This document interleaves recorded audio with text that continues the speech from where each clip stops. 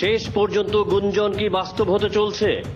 নিশ্চিতভাবে আসন্ন বিধানসভা নির্বাচনে টিকিট পাচ্ছেন না বাধারঘাটের বিধায়িকা মিমি মজুমদার।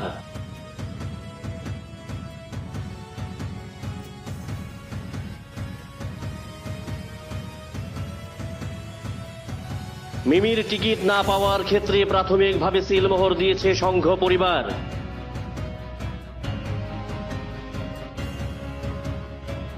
প্রদেশ বিজেপির নির্বাচন কমিটির নেতারাও মিমির বিপক্ষে মত দিয়েছেন।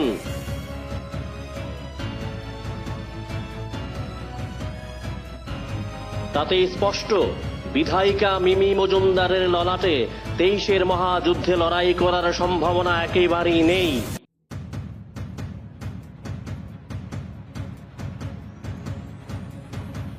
বিজেপির থিঙ্ক ট্যাঙ্ক ভালো করে বুঝতে পেরেছে, মিমি মজুমদারকে টিকিট দিলে বাধারঘাট কেন্দ্রে ভোটের আগেই বিরোধীদের জয় নিশ্চিত করা।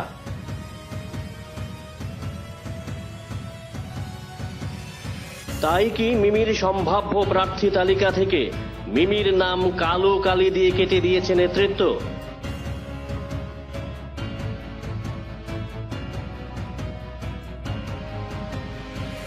দরজায় কড়া নাড়ছে 2023-এর মহারণ।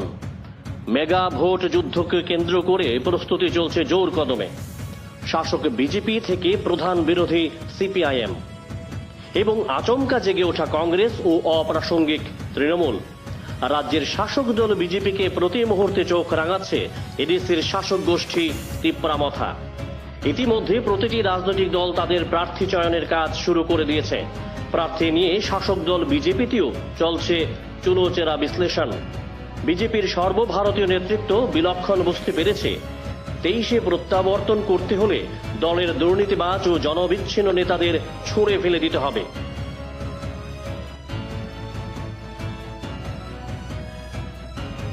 তুলে আনতে হবে নতুন মুখ, তবেই পৌঁছা যাবে কাঙ্ক্ষিত লক্ষ্যে। বিজেপির সর্বভারতীয় নেতৃত্বের এই সিদ্ধান্তের প্রথম বলি হচ্ছেন বাধারঘাটের বিধায়িকা মিমি মজুমদার। তাতে নাকি আনুষ্ঠানিকভাবে সিলমোহর দিয়েছে সংঘ পরিবারও। আসন্ন বিধানসভা নির্বাচনে বাধারঘাট কেন্দ্রে অতীত হয়ে যাবেন মিমি। নির্বাচনে বাধারঘাট কেন্দ্রে নতুন মুখ আনতে চলছে বিজেপির শীর্ষ নেতৃত্ব, যার সঙ্গে থাকবে দলীয় কর্মকর্তার ভালো সম্পর্ক, থাকবে না দুর্নীতির গন্ধ, জনমনে থাকবে স্বচ্ছ ভাবমূর্তি এবং শিক্ষিত বটে। বাধারঘাটে এমন প্রার্থীর খোঁজে আছে বিজেপি নেতৃত্ব। বিজেপির ভোট সমীক্ষক সংস্থাগুলির রিপোর্ট অনুযায়ী বিধায়িকা মিমি মজুমদারের সাংগঠনিক ব্যর্থতা এবং জনবিচ্ছিন্নতার কারণে বাধারঘাটে কয়েকটি উপদলে বিভক্ত হয়ে আছে বিজেপি। এই মুহূর্তে মিমি মজুমদারের পরিবর্তে টিকিট পাওয়ার জন্য বেশ কয়েকজন দৌড়ঝাঁপ শুরু করে দিয়েছে। তাদের মধ্যে রয়েছেন প্রয়াত প্রাক্তন বিধায়ক দিলীপ সরকারের বোন মীনা সরকার। তিনি বর্তমানে আগরতলা পৌর নিগমের কর্পোরেটর। দাবিদারের তালিকায় আছেন দিলীপ সরকারের ভাই রাজকুমার সরকার, আরেক কর্পোরেটর বাপি দাস, বিজেপি নেতা মান্না দাস, কিঙ্কর দাস, দীপেশ দাস সহ আরো কয়েকজন। প্রয়াত বিধায়ক দিলীপ সরকারের বোন মীনা সরকার ও ভাই রাজকুমার সরকার এখনো দোদুল্যমান অবস্থায় রয়েছেন। তারা টিকিট না পেলে সপরিবারে যোগ দিতে পারেন কংগ্রেসে, এমন গুঞ্জন গোটা বাধারঘাট জুড়ে। কংগ্রেস নেতা সুদীপ রায় বর্মনের সঙ্গে সমান্তরালভাবে সম্পর্ক রেখে চলেছেন প্রয়াত বিধায়কের ভাই ও বোন।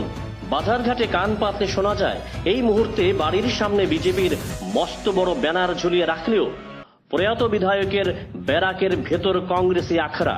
বিজেপি নেতৃত্ব এই বিষয় সম্পর্কে ওয়াকিবহাল, তাই সরকার পরিবারকে বিশ্বাস করতে পারছেন না বিজেপি নেতৃত্ব। কর্পোরেটর বাপি দাস দৌড়াচ্ছেন রাজ্য বিজেপির সাধারণ সম্পাদক কিশোর বর্মনের পেছনে, কিশোরের মাধ্যমে টিকিট হাসিল করার জন্য। বাপি দাস সাধারণ পরিবার থেকে উঠে এসেছেন, একসময় কংগ্রেসের ছাত্র সংগঠন এনএসইউআই এর সঙ্গে জড়িত ছিলেন, পরে এবিভিপির সঙ্গে জড়িত হয়েছিলেন, কিন্তু শেষ নিগম নির্বাচনে বিজেপির টিকিটে দাঁড়িয়ে পাশ করেন এবং হয়ে যান কর্পোরেটর। কিন্তু কর্পোরেটর হওয়ার পরই তার বিরুদ্ধে বের হতে থাকে দুর্নীতির বুদবুদ গন্ধ। রাজধানীর ভট্টপুকুর বালুরচর এলাকায় কান পাতলেই শোনা যায় বাপির দুর্নীতি। তাই সংঘের তালিকা থেকে ধীরে ধীরে মুছে যাচ্ছে বাপি দাসের নাম। মান্না কিঙ্করদের বিরুদ্ধে দুর্নীতি না থাকলেও তারা লবিবাজিতে সিদ্ধহস্ত। বাধারঘাটে বিজেপির সংগঠন কয়েকটি টুকরো হওয়ার পেছনে মান্না কিঙ্করদের অবদানও কম নয় বলে মনে করছেন দলীয় সমর্থকরা। তবে বাধারঘাট মণ্ডলের প্রাক্তন সম্পাদক এবং বর্তমান মণ্ডল সদস্য দীপেশ দাসের রাজনৈতিক ট্র্যাক রেকর্ড অনেকটা ভালো, দাবি করছে সংশ্লিষ্ট অঞ্চলের মানুষ। মানুষের সঙ্গে তার জনসংযোগ রয়েছে ভালো, কার্যকর্তাদের মধ্যেও আছে জনপ্রিয়তা। কোনো গোষ্ঠী কোন্দল বা দুর্নীতিতে এখনো হাবি হয়নি দীপেশ, তাই রাজ্য ও কেন্দ্রীয় নেতৃত্বের নজর রয়েছে তার দিকে। তবে শেষ পর্যন্ত তারও চেরা কতটা ভিজবে তা বলবে সময়ই। এই সমস্ত কারণেই একেবারে নতুন মুখে বাধারঘাটে প্রার্থী করবে বিজেপি, এমন খবর কৃষ্ণনগর সূত্রের। পরিশেষে নিশ্চিতভাবে বলা যায় টিকিট প্রত্যাশীদের তালিকা থেকে একেবারেই মুছে গেছে বর্তমান বিধায়িকা মিমি মজুমদারের নাম। ব্যুরো রিপোর্ট, জনতার মশাল 24।